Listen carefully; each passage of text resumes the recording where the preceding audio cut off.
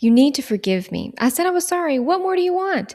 If you were a good Christian, you would let this go.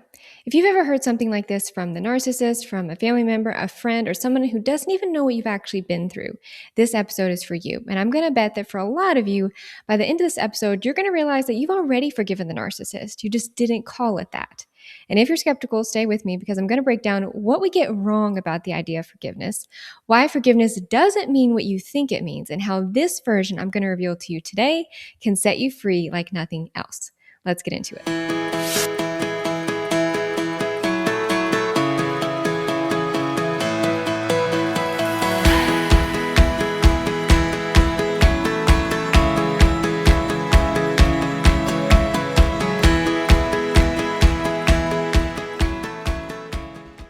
Welcome back to Restoring Resilience. I'm Chelsey Brooke Cole, psychotherapist and author, helping you learn to trust yourself again after narcissistic abuse.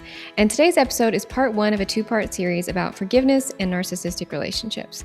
There's literally so much to cover on this topic, and I really want you to be able to soak this in because survivors who get this often experience a dramatic shift in their healing, getting unstuck after years of feeling stagnant, having the strength to finally leave an abusive situation, or just finally being able to put down that 1,000-pound weight of shame and anger and resentment.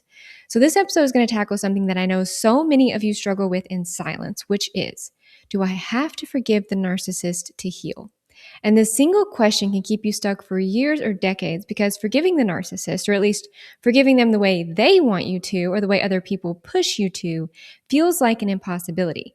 Because your faith and your values say, well, you're not supposed to hold grudges. You need to move on and let go. No one's perfect. But then there's another growing part of you saying, I don't want to abandon myself anymore. I can't act like this is okay. I can't just let this go and act like it never happened.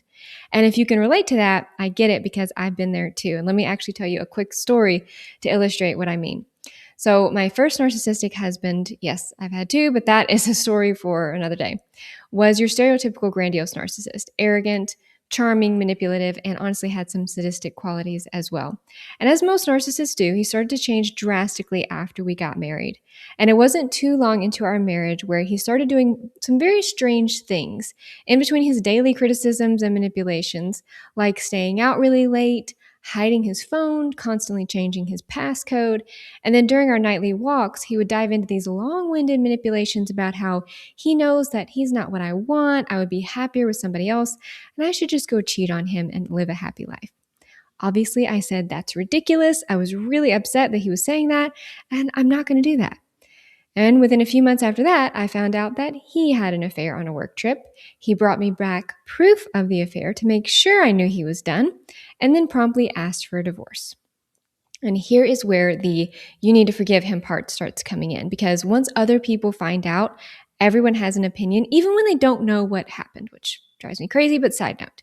So several months go by, we're divorced at this point, and I run into an old college professor, and she mentioned something about my marriage, not knowing what happened. And I said, well, he cheated, so we're divorced. And the first thing she says is, you couldn't make it work? And I immediately felt shame, which I later realized really wasn't my shame to feel. But I felt bad. I felt wrong, like I was doing something I shouldn't have, like I just got scolded and was basically being told, you should have been able to make that work. Like you should have been able to forgive him. And if you're listening to this and you've likely had a very similar experience, like the narcissist does something to hurt, betray, manipulate, abuse you, other people find out about it and ask you why you couldn't handle it better, why you're being so judgmental or difficult, why you can't just move on. And you get told things like, sometimes you just have to be the bigger person. God has forgiven you, so you have to forgive others. Holding a grudge is really only hurting you. So basically, this whole thing gets turned around on you, where it no longer becomes about the betrayal or the abuse or the cheating, but about how well you're handling what happened. And if you can relate and you're watching this, will you just pop a comment about your experience or what you've been told? Because I think it really helps other survivors to see that they're not alone. And I would love this video to be a place where people can really start to realize that. So this is where I'd really like to get into what we get wrong about the idea of forgiveness, why forgiveness doesn't mean what you think it means, and why you might have already forgiven the narcissist and not even realized it. And in order to do that, you have to know what's really being asked or demanded of you by the narcissist when they say, you have to forgive me. And the reason you need to get this is because if you don't know how the narcissist is going to try to weaponize forgiveness against you, then you're going to keep carrying the guilt and the shame of quote unquote not forgiving them. So let's start here. What is actually happening when a narcissist demands your forgiveness? Because when a narcissist says, you need to forgive me, you need to move on, they're never asking for what you think they're asking for. And here's what I mean. Think about what a genuine request for forgiveness actually looks like. It's going to come from somebody who is sitting with the weight of what they have done, who is not putting a timeline on when you need to get over it. They're not making your forgiveness a condition for anything. They're not using scripture to back up their case. They're just owning it, and they're giving you the space to feel however you feel about it. And if you've dealt with a narcissist, you know that that's not what this looks like at all, at least for any length of time. When a narcissist demands your forgiveness, they are actually asking for 3 very specific things. The first is access back into your life, back into your trust, back to just how things were, back to where you just trusted them and didn't ask them so many questions. That demand for forgiveness is almost always a hoover, the part of the narcissistic cycle of abuse where they just want to suck you back in. The second thing they want is erasure of consequences, of accountability, of the reality of what they did, because once you've forgiven them on their terms, they can say, well, you said you forgave me, so why are we still talking about this? And then the third thing a narcissist wants from you is silence. And if I could just put this bluntly, they want you to shut up. They dress up their request in this victimized or contemptuous or spiritual language so it makes you feel bad or guilty or confused. But they really just want you to be quiet about it. They want to put you in a position so that when you ask them later on for clarification, you want reassurance on something, they can say something like, well, if you really forgave me, you wouldn't be asking me this. So that ultimately, they can frame you as the unforgiving one and rewrite history as if that was the whole problem in the first place, that you're so unforgiving. And getting your forgiveness on their timeline and in their way is one of the most effective ways to shut down your pain and your story. Because now, if you keep talking about what happened, you are the one who's not being a good spouse or a faithful Christian. You're the one who's bitter. You're holding grudges. So when a narcissist asks for forgiveness, that's not really what they're asking for. They use that word, but what they really want, what they really mean, is compliance. And those are 2 very different things. Now, hopefully you're starting to see the manipulation, even in the way a narcissist supposedly has been trying to make amends or repair the relationship. And part of why their manipulation is so effective is because if you don't have a clear view of what forgiveness actually is, especially if you've been raised in religious spaces, you likely have a very specific idea of what you think forgiveness means and what it requires of you. And essentially, that's to move on, to stay in the relationship or repair the relationship no matter what it does to you. So in order for you to heal, you really have to know what forgiveness actually is. And in order to do that, we need to pick apart the layers of what forgiveness is not. Forgiveness does not mean reconciliation no matter what. And I'm going to say that again because I know that is so contrary to what you often hear. Forgiveness is not reconciliation no matter what. You can completely forgive somebody, never speak to them again, and never trust them again. Those are 2 very separate decisions. They have nothing to do with each other. I mean, of course your body feels tension with the idea of remaining completely open and connected to somebody who hurt you or is actively hurting you. That is not unforgiveness. That's not you being bitter or unhealed. That is your nervous system doing exactly what it's supposed to do, which is keep you safe, both physically and emotionally. Forgiveness is not condoning what happened. It's not pretending it didn't happen. It's not minimizing the damage. And in narcissistic relationships, there is real damage. You may not know who you are anymore. You may not know how to trust yourself or others and wonder if you'll ever be able to trust again. You may feel completely shattered and heartbroken, overwhelmed, just barely getting through the day. These aren't things you should just gloss over or act like didn't happen. Forgiveness is also not feeling warm toward them. You don't have to feel love or affection towards someone to have forgiven them. And this is really important because forgiveness is not primarily an emotion, and I'll explain that more in a moment. Forgiveness doesn't mean you let your guard down and let them back in, to your home or to your heart. And finally, forgiveness is not something you can manufacture on demand just because somebody told you to or because you feel like you should.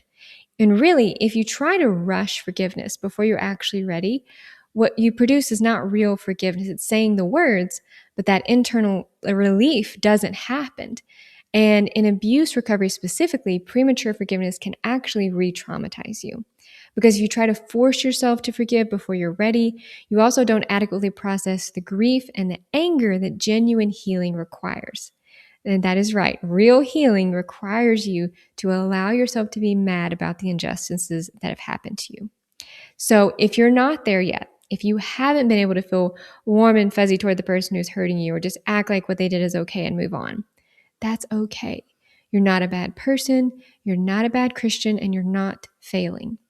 So if there's one thing I want you to take away from this part 1 of the episode is this. Maybe the reason forgiveness has felt so impossible to you is because what you've been asked to do isn't really forgiveness. Maybe what you've been asked to do is reconcile, to trust them again, to let them back into your life. Maybe you've been asked to stop talking about what happened, to stop being angry before you've even had the chance to fully process why you're angry. Or maybe you've been asked to pretend like it wasn't that bad, to just give up your boundaries in the name of being loving. And maybe you've been asked to make them feel better about what they did to you. And none of those things are actually forgiveness, because forgiveness is something that happens within you. And reconciliation, trust, access, whether you're in the relationship or not, are separate decisions. In fact, research on forgiveness consistently distinguishes forgiveness from reconciliation, meaning that forgiving someone does not automatically mean restoring the relationship or trusting them again or staying. And I think for so many survivors, that's where the confusion starts.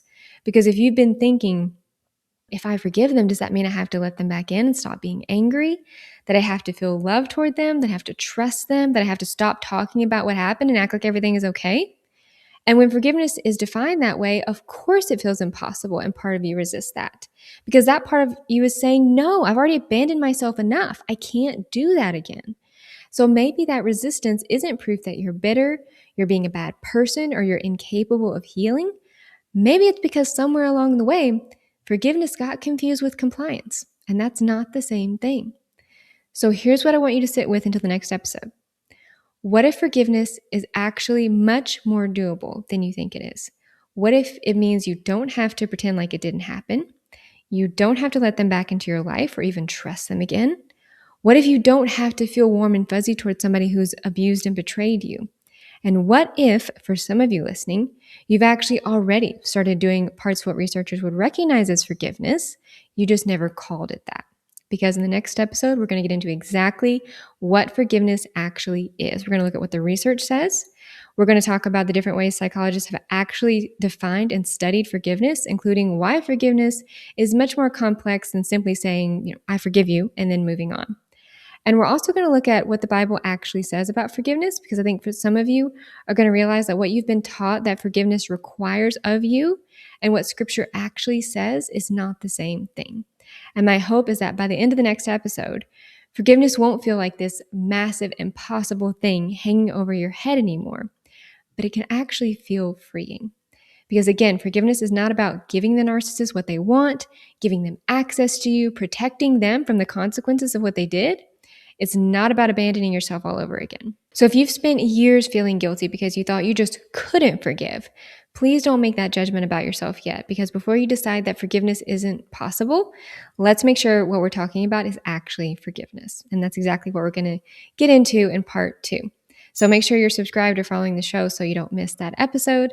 And as always, I want to remind you that no matter where you are on your healing journey, resilience can be restored, and we're going to keep building it together. So I'll see you in the next episode.